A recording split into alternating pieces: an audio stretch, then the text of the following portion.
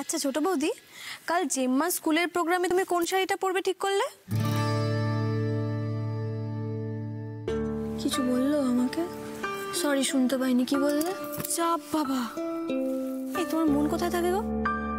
আরে আমি বললাম কাল জেম্মা স্কুলের প্রোগ্রামে তুমি কোন শাড়িটা পরবে। ও ঠিক করিনি, পরে নেবো কিছু একটা। শোনো না, আমি তো বিয়েতে অনেক শাড়ি পেয়েছি, সেখান থেকে তুমি একটা পরে নিও।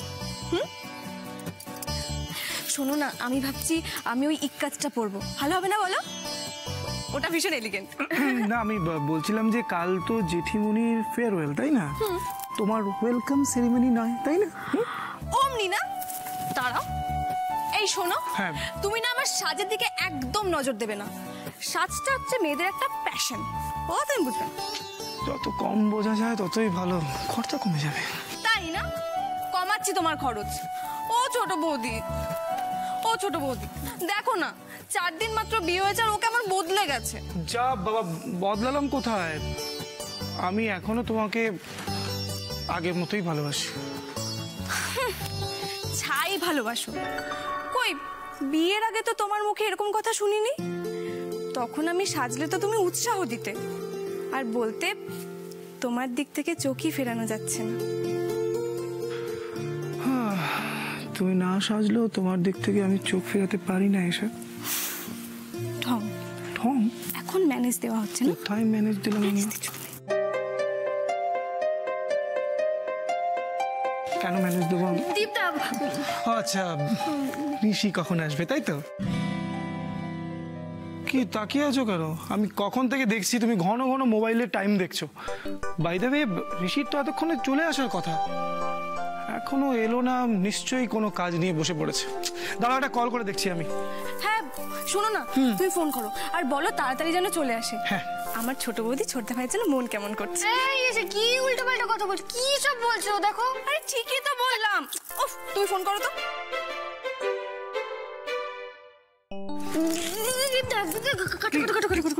না না, দরকার নেই ফোন কর। এই তুমি থামো, তুমি থামো, তুমি ফোন করো।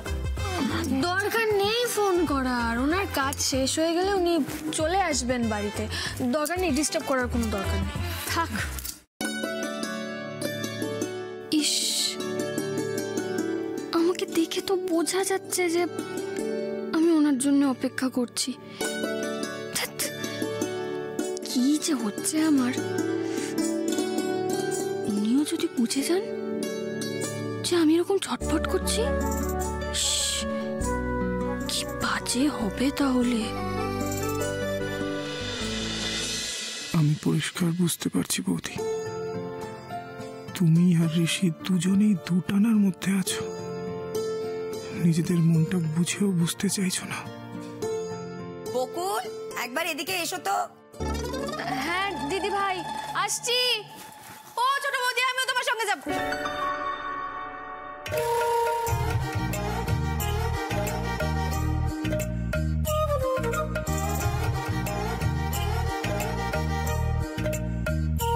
বকুল,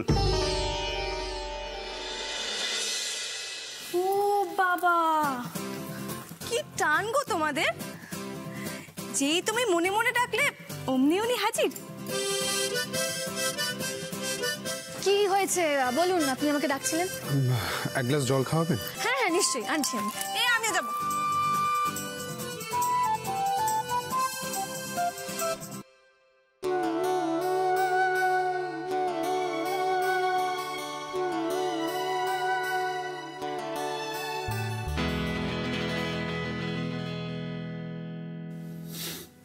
এভাবে তাকিয়ে আছিস কেন? সত্যি করে বলতো ঋষি, ভালোবাসা ঠিক কি? তুই কি ফিল করতে পারছিস?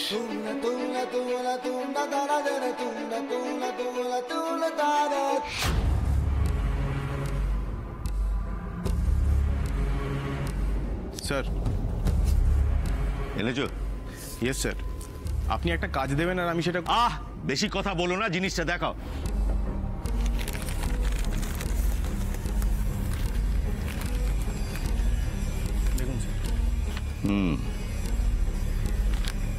এই তাহলে সূর্যালোক উচ্চ বিদ্যালয়ের ব্লু প্রিন্ট। আর এইটা হচ্ছে ওদের সেমিনার হল, কালকের প্রোগ্রামটা এখানেই হচ্ছে।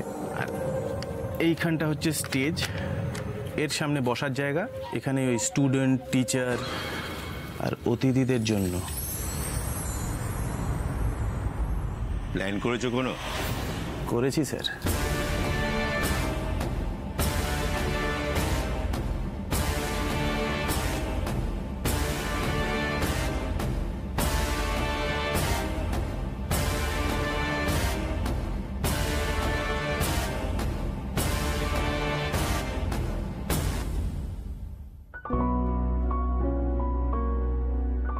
হঠাৎ এরকম প্রশ্ন করছিস কেন? এই প্রশ্নটা তুই কখনো নিজেকে করেছিস? বড্ড কঠিন প্রশ্ন রে। ভালোবাসা ফিল করতে পেরেছি কিনা কি জানি।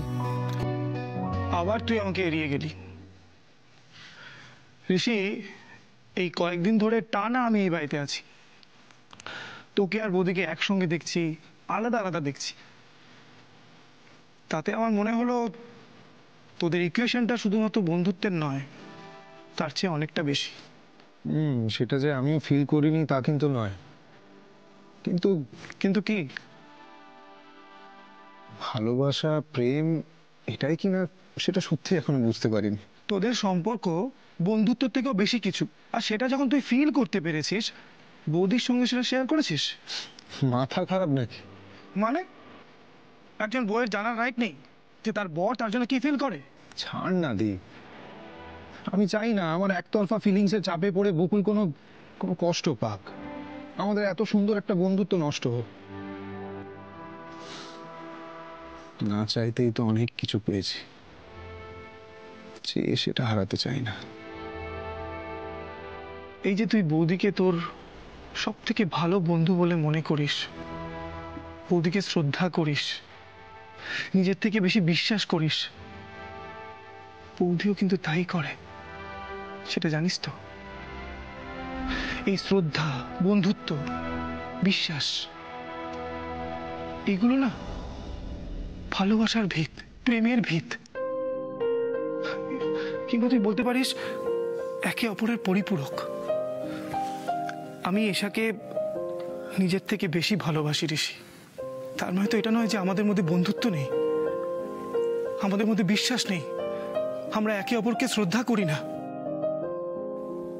করি।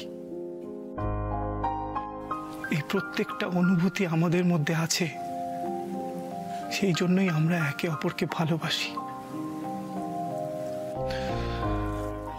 আচ্ছা, তুই আমাকে একটা কথা বল, তোর যে ফিলিংসটা ওয়ান সাইডেড, এটা তোকে কে বলেছে? আরে বকুল বড্ড ছেলে মানুষ দীপ, উনি এসব কি বোঝেন না, তাই তো?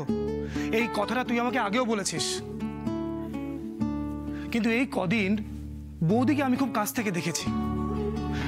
তোর প্রতি বৌদির অন্যরকম একটা টান আছে। তুই না থাকলে না বৌদি তোকে কতটা মিস করে সেটাও আমি দেখেছি। আমি জানি না তোরা কেন দুজনেই নিজেদের ফিলিংসটা চেপে রাখছিস, কেউ কারোর সাথে শেয়ার করিস না। কি বলতো দীপ, আমি যদি বুঝতে পারতাম উনি কি ভাবছেন। আপনার জল।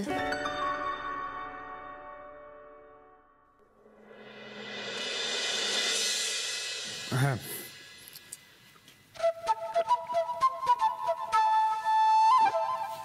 কি কথা হচ্ছিল? না, আমি ঢুকতেই তো আপনারা চুপ করে গেলেন, তাই? ও সিক্রেট কোনো কথা আলোচনা? না না, সিক্রেট কিছু না, ওই আমাকে নিয়ে কিছু কথা বলছিলাম। কি কি? না গো বৌদি, আমি তোমাদের নিয়ে কথা বলছিলাম। আমাদের নিয়ে? কি কি কথা বলো বলো? না মানে বলছিলাম যে দেখো, হ্যাঁ। বিয়ের আগে আমি শুধু ঋষির বন্ধু ছিলাম। তখন যদি তোমাদের ছেলে মেয়ে হতো, আমাকে কি বলে ডাকতো? কাকু। কিন্তু এখন তো আমি এশার বর, এখন যদি তোমাদের ছেলে মেয়ে হয়, তারা আমাকে কি বলে ডাকবে সেটাই আমি ভাবছি। পিসে মশাই। কি পিসে মশাই? আমার না শুনেই কেমন নিজেকে বুড়ো বুড়ো মনে হচ্ছে। সত্যি না, তুমি শোনো না বৌদি, তুমি আমাকে একটু সাজেস্ট করো তো, কি বলে ডাকবে? বলো না, বলো না বৌদি। কি গপ্প হচ্ছে শুনি? হ্যাঁ, আমরা শুনি। কি ব্যাপার, সবাই চুপ করে গেল কেন? কি গপ্প হচ্ছে? আরে চুপ করে গেলাম কোথায়? আমরা তো তোমাদের নিয়েই কথা বলছিলাম। ওই দেখো আমাদের আড়ালে আমাদের কথা হয়, বুঝতে পেরেছো? যা যা, চলে এসেছে টি টাইম, আর কোনো কথা হবে না। বাবা, আপনার চা। Thank you. ওয়েলকাম বাবা। মা ধরো। দে দে দে। মা বলছিলাম কি, তোমার তো রিটায়ারমেন্টের এখনো কটা মাস বাকি আছে, তাহলে এত তাড়াতাড়ি ফেয়ারওয়েল দিচ্ছে কেন? আরে ফেব্রুয়ারি মার্চ মাসে স্কুলগুলো সব পরীক্ষা শুরু হয়ে যাবে না? আর পরীক্ষা শেষ হতে না হতেই তো গরমের ছুটি, তখন তো বড় করে ফেয়ারওয়েল দেওয়া যাবে না, তাতে নাকি ওদের মনে খুব দুঃখ হবে। তাই জন্য এখনই এই অনুষ্ঠান। স্কুলের সবাই তোমায় খুব ভালোবাসে, তাই না মা? হ্যাঁ, তা বাসে, ওরা আমায় খুব ভালোবাসে, আর আমিও তোদের কত ভালোবাসি বল। আরে স্কুলটাই তো আমার সেকেন্ড হোম। হ্যাঁ স্যার বলুন। ও আচ্ছা স্যার, কালকের দিনটা কোনোভাবে ম্যানেজ করা যাবে না? No no sir, it's okay okay sir, okay. Boss কি বললেন? কালকে অনুষ্ঠানে যেতে পারবো না আমি, জরুরি একটা কাজ পড়ে গেছে, সাইটে যেতে হবে। চাপ বাবা, কালকের দিনেও তোর কাজ পড়ে গেল? শুধু আমার না, তোকেও যেতে হবে কাজে। আমি যাব সাইটে, আর যেহেতু বস নেই তুই যাবি অফিসে ওই একটা মিটিং অ্যাটেন্ড করতে। যা হয়ে গেল। আরে বস এমনভাবে বললেন না, মানে আমি না বলতে পারলাম না, আর কাজটাও জরুরি, অন্য কারোর ওপর ছাড়তে পারবেন না। যদিও অনেকবার সরি বললেন, কি করা যাবে। আরে না না না, কাজ সবার আগে। তোদের বস তোদের উপর এত ভরসা করে, এটা কত বড় সম্মানের ব্যাপার বলতো। এই যে তোদের মা এতদিন ধরে স্কুলে নিষ্ঠা ভরে কাজ করেছেন, তাই তো সবাই এত ভালোবাসে, এত বড় করে ফেয়ারওয়েল দিয়ে সম্মানিত করছে।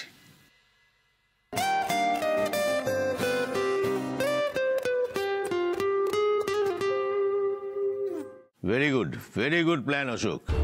শুধু একটা কথা খেয়াল রেখো, একটা মশাও যেন পালিয়ে বাঁচতে না পারে। পারবে না স্যার, যারা ওখানে ঢুকবে লাশ হয়ে বেরোবে স্যার।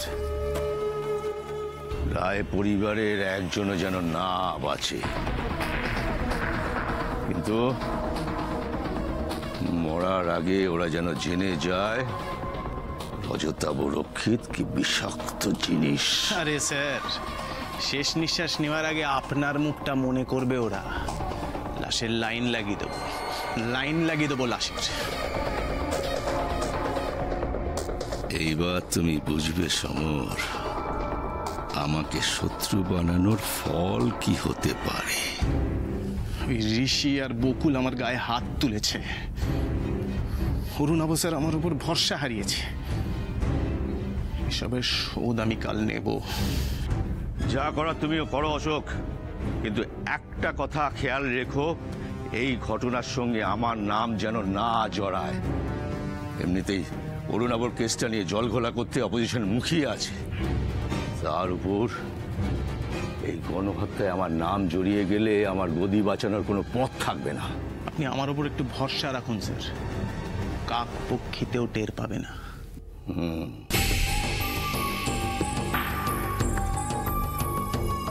অরুণাবকে পুলিশ ধরার পর একটা রাত আমি ভালো করে ঘুমোতে পারিনি। কাল গোটা রায় পরিবারকে চিতায় তুলে নিশ্চিন্তে ঘুমবো।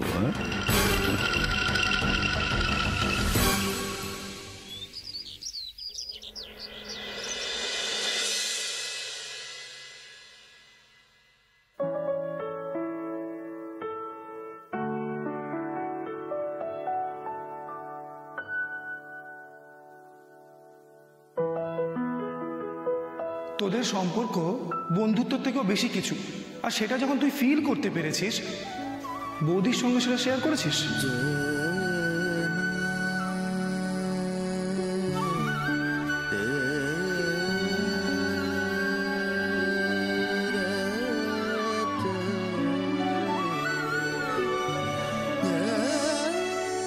তোর প্রতি বৌদির অন্যরকম একটা টান আছে, আমি জানি না তোরা কেন দুজনেই নিজেদের ফিলিংসটা চেপে রাখছিস।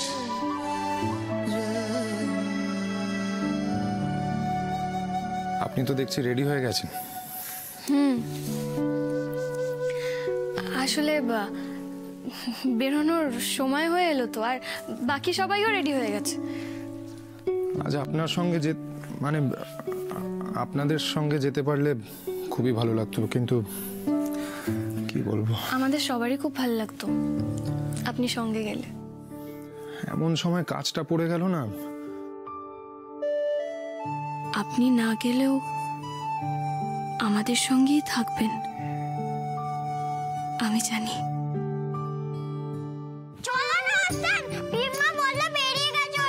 এ বাবা, তাই তো, কত দেরি হয়ে গেছে। চলো চলো, এক্ষুনি যাচ্ছি, বলছি যাচ্ছি। সরি, আসছি। চলো মোবাইলটা নিতে হবে না, দেখেছিস তুই তাড়া দিচ্ছিস। হ্যাঁ চল।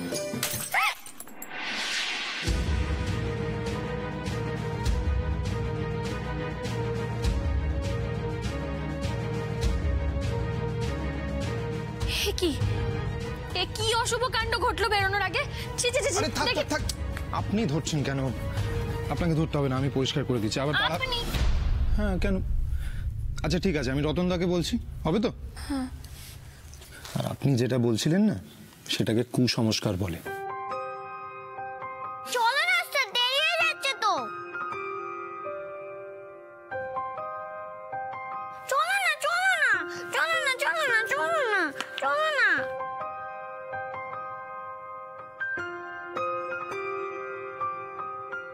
সাবধানে যাবেন।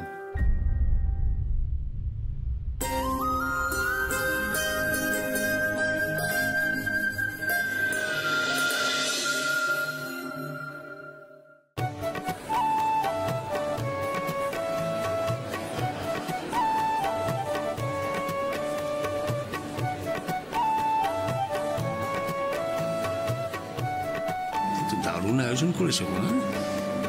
বলছি সব টিচারদের জন্য এরকম ধুমধাম হয় নাকি তোমার জন্য স্পেশাল কিছু?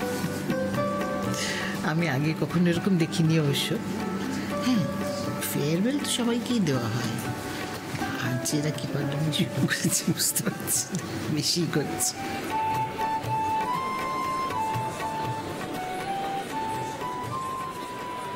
উপস্থিত সুধীজন, শ্রদ্ধেয় শিক্ষক শিক্ষিকা এবং প্রিয় ছাত্রীরা, আজ আমরা সবাই এখানে মিলিত হয়েছি একটি বিশেষ কারণে। সেটি একদিক থেকে যেমন খুবই আনন্দের, অন্যদিক থেকে তেমন বেদনারও। আজ আমাদের সকলের প্রিয়, খুব কাছের মানুষ অঞ্জলিদির আগাম ফেয়ারওয়েল। আর কয়েক মাসই মাত্র উনি আমাদের সঙ্গে থাকবেন, এটা ভেবেই আমাদের মন ভারী হয়ে আসে। অঞ্জলি থেকে বিদায় জানাতে আমাদের কারোরই মন চায় না, কিন্তু আমরা সকলেই যে নিয়মের গণ্ডিতে বাঁধা, তাই ওনাকে তো আমাদের যেতে দিতেই হবে। অঞ্জলিদের নিজে খুব হাসি খুশি মানুষ, আর তাই আমরা তাকে বিদায় জানাবো হাসি মুখ নিয়ে।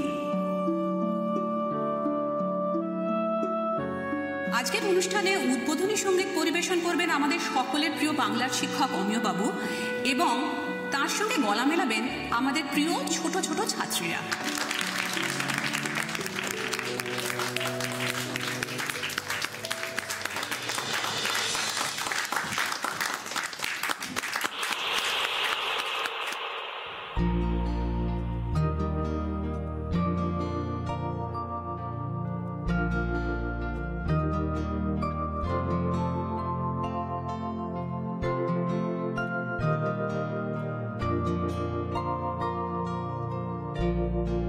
আগুনের পরশমণি ছোঁয়াও প্রাণে, এ জীবন পূর্ণ করো, এ জীবন পূর্ণ করো, এ জীবন পূর্ণ করো, এ জীবন